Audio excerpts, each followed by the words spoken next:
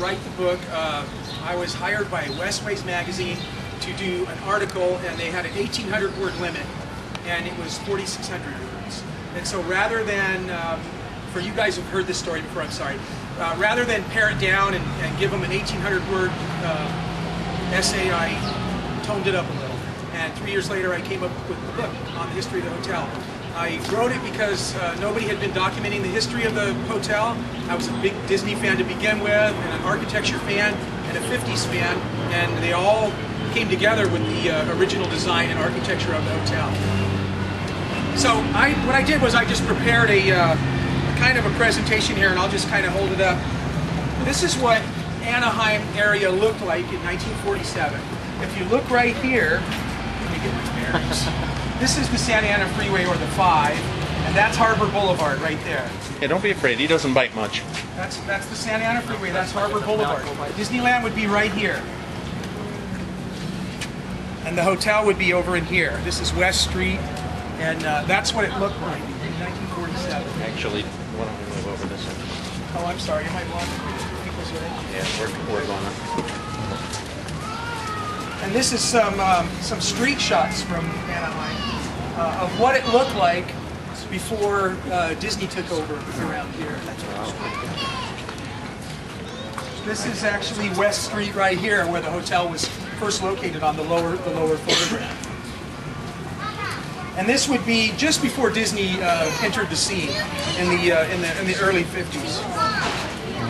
The way the story goes was that in the spring of 1954, Walt Disney got a hold of his friend and neighbor Jack Rather in Beverly Hills and talked with him. And this is Jack Rather and Walt Disney. And in the spring of 1954, Walt approached Jack about building a hotel here on the grounds to accommodate the many people that he felt would attend his new theme park, Disneyland. Walt had first gone to Hilton and several of the other Marriott large chain hotels, and they all turned him down and said, you know, it's never going to fly. You saw the picture of what the area looked like. It was all basically orange groves, strawberry fields, and everybody said they're crazy. You know, Walt's crazy for building Disneyland here, and Jack, you're even crazier for building a hotel out in the middle of nowhere. But after a little bit of convincing on Walt's part, and to see the sincerity that Walt put forth, Jack was convinced that it just might fly, the idea just might fly. He was a bit of an adventurer himself. He was a Texas wildcatter in oil fields and a speculator, and he came from a fairly wealthy family, and you know, he had some money to spend at that time. The first plans that they drew up were from the architectural firm of Pereira and Luckman, and they were some pretty big name architects here. I'll just walk around and show everybody. These are the first original plans for the hotel. This is from a newspaper from 1955, and a lot of that never got built. But that's what they had concept of what they were going to put here. And then again, this was what was in the original 1955 Disneyland guidebook, talking about the hotel and advertising the hotel for the first time. The lower one is actually the first brochure, a copy of the first brochure, and there's some things on there that never actually made it into the final hotel. It was a $10 million venture to build the hotel, which in the 50s was, even today, is a lot of money. Back then, you can imagine how much it was. So what we're going to do now is, I hope that wedding's over there, because I want to take you to the original location of the groundbreaking. So if you would, let's just go over here. Follow me. We're going to make a right here. Actually, it was right there. No, I'm just kidding. No, it was. Oh, you shouldn't have picked it up. Right where the plate is. Yeah, that's the spot. It was roughly right here that on March 18th, 1955, Jack Rather, Bonita Granville Rather, and Mayor Charles Pearson of Anaheim dug the first spade into the ground for the groundbreaking for the Disneyland Hotel. They also sent this invitation out to dignitaries, invited guests, Disney people, the builders, and all the people that were involved, the press, the media, things like that. But it was right here, and the way I base that is on the position of the Bonita Tower. I have a picture of the spot where they said that they did it. It's somewhere right in this general vicinity. Of course, it's all been torn down. This used to be the site of the original 5 Oriental Gardens or South Garden villas. This is a overhead shot from 1955, and if you look, the hotel's right here, and they're building it. This, I think, what did we say? Where's Dave? We said that was for the press day. The press were there at Disneyland on that day, on the 15th of July, 1955. That was probably Okay. yeah. This was when Disneyland was just about to open.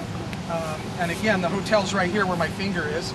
And you can see that there's almost nothing there. There is the Ridgefield service station, but the hotel has not been really built up yet. Right there. And of course, that's Disneyland. And this is West Street here. This is a shot of some of the original building of the hotel. That's actually where we're standing right now. We're about probably right here in this picture, in between these two buildings, where the original 5 garden structures were located. I should have made bigger pictures. Anyway, that's the original 5 when they were first building at the hotel. And again, we're about right here now, right here. It's changed just a little bit.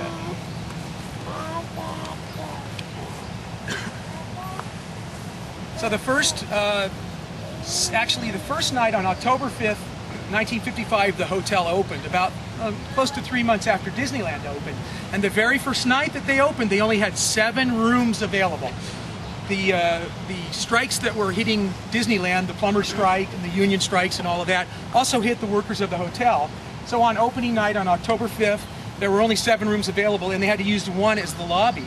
So there were really only 6 rooms available. But within the first week, they got the first 104 rooms right in this area here open and ready. And they were at 100% occupancy until they added on in the following year. But this shot here is of the first official Disneyland hotel brochure. And this is the first registering office. If you look right there, sorry, that says office right there, because the first office was actually a room in the hotel. And people would park right there, and then they would go in and they would register there. They also had a unique thing later where you could register from your car. They would come out and register you at the hotel and your car. Okay, first trivia question for a prize of a Magical Hotel t-shirt. How much was a room on the opening night when the hotel first opened? How much did a room cost? $12.95. $7. 39, 20 bucks. 25. $300. $8. 39. $10. $5. Lower. 6. 650. $2.50. Who said 9? I did. Okay, 9 right there. All right. It was $9. Okay, let's talk about inflation. Just FYI, I did not tell her that. No, he didn't. It was $9, and that I It's think my it cost. girlfriend, by the way. Oh, okay. No more prizes for her. Okay. I earned that part. Hey, Dave, what does it cost to park here now? $11. How much? Too much? More than $9, right? If you look on here, it says. I hope I don't spill anything else out. $9 was the first room. The first room right there, $9. Concierge? It was a little bit more. That was if you were on a balcony. If you were on the ground floor, it was $11. So give back the shirt. I wanted a balcony. Okay. This is a first overhead shot from 1956 of when they got in the 5 original buildings of where we're standing now. They've also constructed the North Garden rooms here, and the administration building, the restaurants, and the parking lot. And this was the first restaurant here until this one here opened, called the Little Gourmet Restaurant. I'll show you some more pictures of that later. But that's one of the first overhead shots. Got to make these bigger. And that's from 1956. And then these are some of the brochures, the original brochures from the 50s. And I have every one of those. Thank you, eBay. So, and of course, when the hotel opened, there was no monorail. They used a tram like this. remember that. Yeah. And we have a former tram driver there who used to drive this tram. Not those. Not these. He's not that old. But were they fun to drive? They were actually a lot of fun to ride. Did you ever run anybody over? Never ran. Close? But did you try? Never wrecked one? So. That's the tram there. You crossed the city street, right? Yeah, I remember that tram. And it amazed me as how beat up they were, and how dirty they were, and how small they were, you know? How precarious. Yeah. Fall right on. And that's one of the pictures too. Yeah. That was the Disneyland Hotel tram. They had another tram, I guess, that was going in the parking lot to drop people off. This is another shot from 1958. And you can see in Disneyland there's still lots of orchards and orange groves and strawberry fields and things in there. The hotel being right here. This is before the monorail. And this one is particularly interesting because they have the three buildings here that were in the North Garden. Well, it's interesting to me. They have the three buildings in the North Garden area, and they still have the gourmet restaurant and no monorail. So sometimes you can date pictures by, you know, what you see in the pictures. And then this one has the addition of the fourth North Garden structure. This was the rarest rendition of the hotel because this only lasted for about 11 months, to where they had 4 garden structures in the north section of the property right here. And you can see also they've cleared here for the first tower, which is the tower there. They've cleared space for the first tower right here. This would be the first tower right here. And these are the garden structures here, and the garden structures where we're currently standing. So Don, where would the restaurant actually have been sitting? The original restaurants that were at the hotel. No, the one that was out. Oh, we're gonna go over the Little Gourmet. That would have been about where those cars are right there. That first row of cars right there, and then the station would have been there, maybe a little bit further out. I have a picture I'll show you later that'll give us some perspective on what it is. Anyway, so this is where the original 5 garden structures were, and they didn't really change the price on those for the first 4 years. It was $9 and $11. They did have suites, and they did have luxury accommodations for people, and I think those were $22 to stay. What was the entrance fee to Disneyland? Back then, I think it was $1. Didn't it cost $1 to get into Disneyland? It was $1, and then they went to ticket books, you know, to get in to where you could buy the magic 10-pack or 15-pack. You could also get in for 35 cents without tickets. Yeah, I think you could. Yeah, there was a yeah. You get a general admission to get inside real cheap. So anyway, from 1955 till 1960, they did add the 2-story structures, and then they started having plans in December of 1960, Walt Disney met with Jack Rather at a press conference, and they discussed bringing the monorail into the hotel to make a round trip from Disneyland to the hotel, so that the monorail would go from a little under a mile to 2.5 miles, and it would also be a feature of the hotel, a selling feature of the hotel, to where people staying here could get into Disneyland through the monorail, which was a great thing for us. I always liked that feature. So what we're going to do now is we're going to walk back, and we're going to go over to the monorail and get out of the sun. So if you would follow me. It was owned by the Rather Corporation.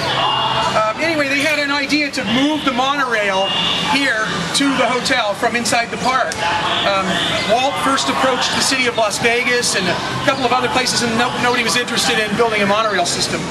He didn't just look at that as a ride, he looked at that as a transportation source for the future. And the first working monorail in the United States was here.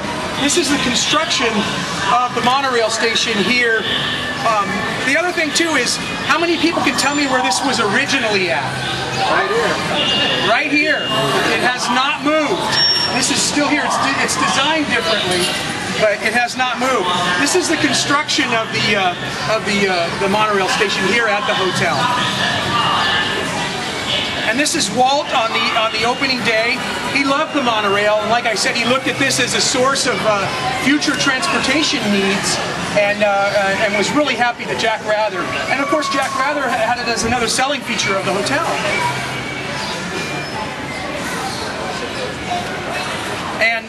this is a picture of the monorail as it's going over West Street with the Disneyland Hotel sign. And the monorail also had another interesting feature. It had a bar serving alcoholic beverages. And one of the reasons why they took that bar out was because people would come over on their breaks and have a few too many and then go back to work. But that's the monorail bar. That was a hard picture to get because there aren't a lot of the inside of that bar right there. And that was, the monorail's right there. It would have been about parallel this way, right up there.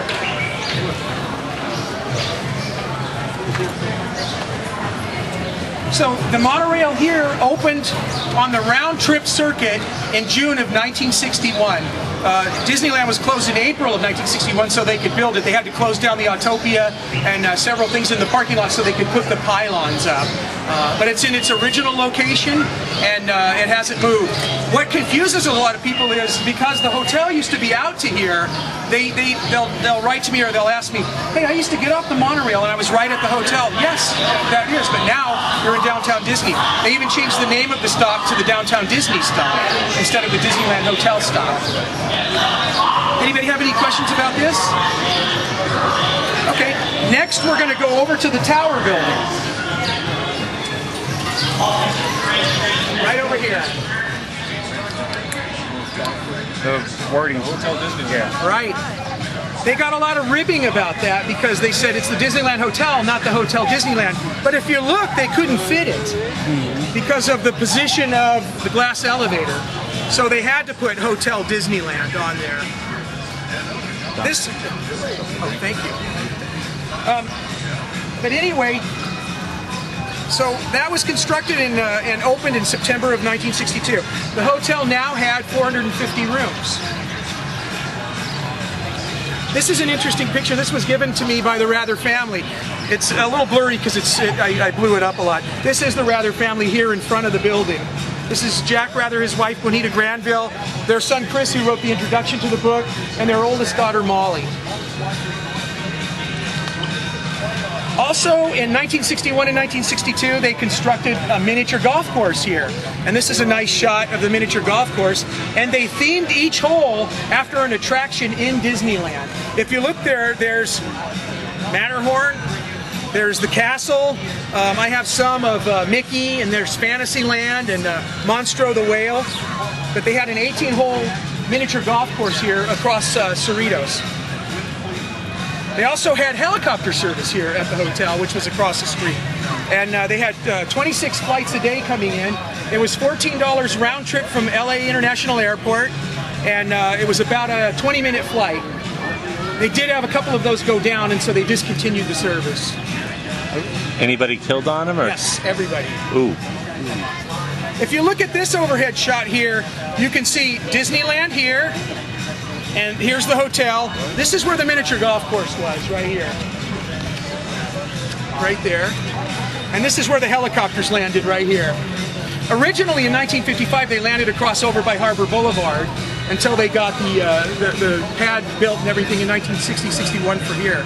But this also has the monorail coming in now, and the hotel in its biggest configuration with the two-story structures and a half tower.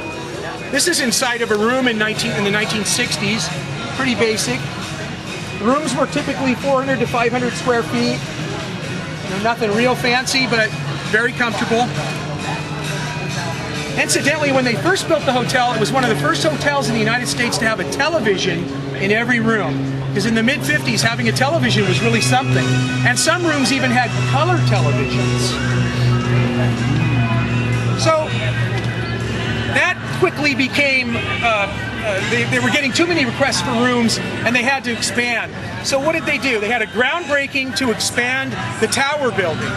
And what they did was they built a separate building next to the tower building to expand it now to where it went from 160 rooms to now this added about 300 rooms. They were up to, I believe it was 616 rooms and suites now in the hotel. But this is how they built it. They just built a separate building right next to the other one.